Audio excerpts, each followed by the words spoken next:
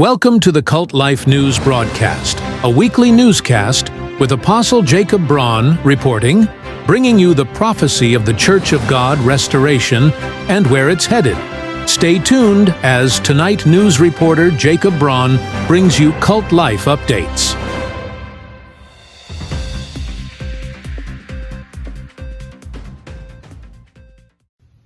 Greetings, this is Jacob Braun. As many of you know, that many changes have come in to among the saints, and many changes continue to come, and I have adapted to changes. I have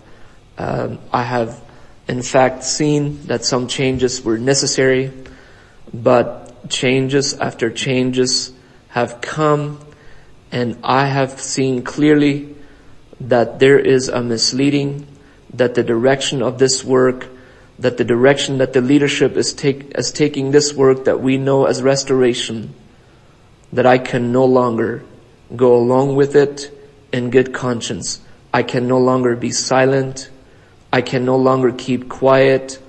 And you may ask, why wouldn't you just address that to the leaders? Why wouldn't you address that to the other apostles? And I want to say that I have, time and time again. But I do feel like it got to a place where it backfired on me time and time again. And I was directly told in this last ministers' meeting and one of the apostles' meeting, I was told to my face that we do not care what you think is worldly. We do not care what you think. I'm visionary. You are not. You're wrong, I'm right. That's what I was told. The only way is to not get off the foundation that Brother Lane left us. I was open for improvement. I'm open for improvement. I'm open for changes, but it has gone way out of the direction that we used to go. I would beg you to please listen to me all the way through. I want to lay out my concerns and my convictions against what's happening. I want to make that very clear. I would like to read some things that someone once said. He said, "The only thing necessary for the triumph of evil is for good men to do nothing. Nothing turns out to be so oppressive and unjust as a feeble government. All Tyre needs to gain a foothold is for people of good conscience to remain silent. Those who do not know history are doomed to repeat it." That is so very true.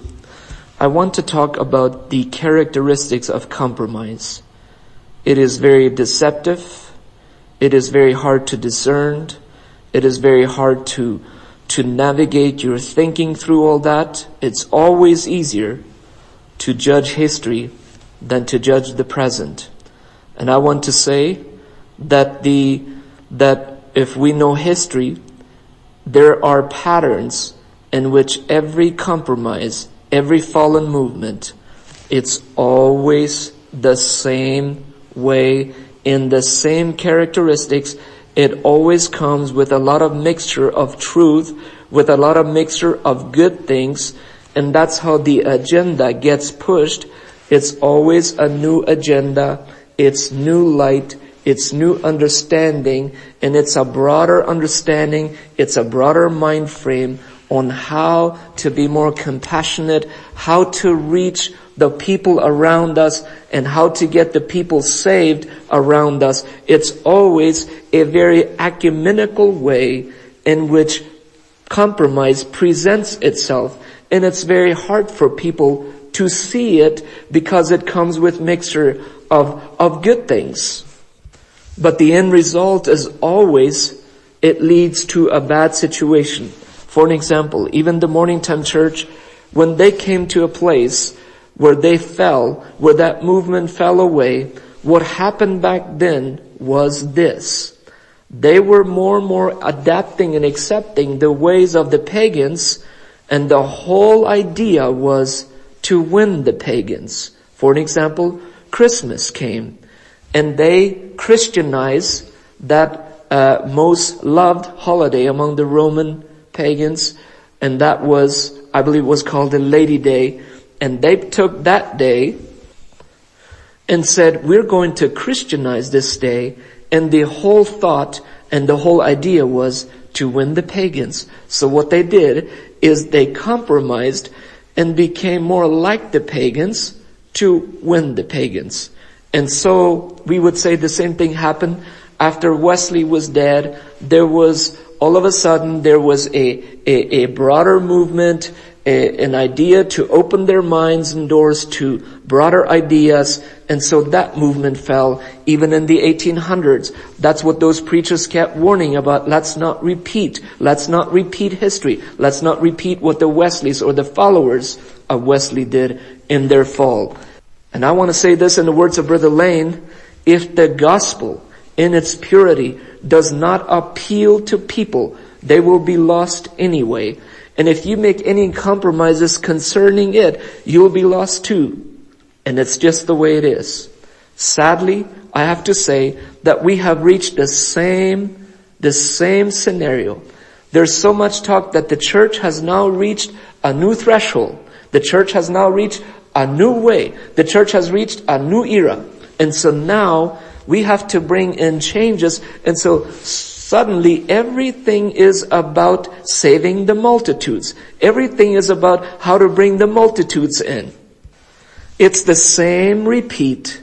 It just comes a little bit in a different form, but it's the same repeat as it has always been. The same characteristics. And compromise, apostasy, is a little hard to define. But it's something that just, Paul put it best. The Apostle Paul said, if someone comes and preaches to you another Jesus, or if you receive another spirit, or another gospel, there is another spirit, and there is another Jesus, and another gospel that does not line up with the purity and the radical gospel that Jesus brought about. This concludes tonight's episode. We will have reporter Jacob Braun with more Cult Life reporting. Tune in for our next broadcast. Thanks for watching.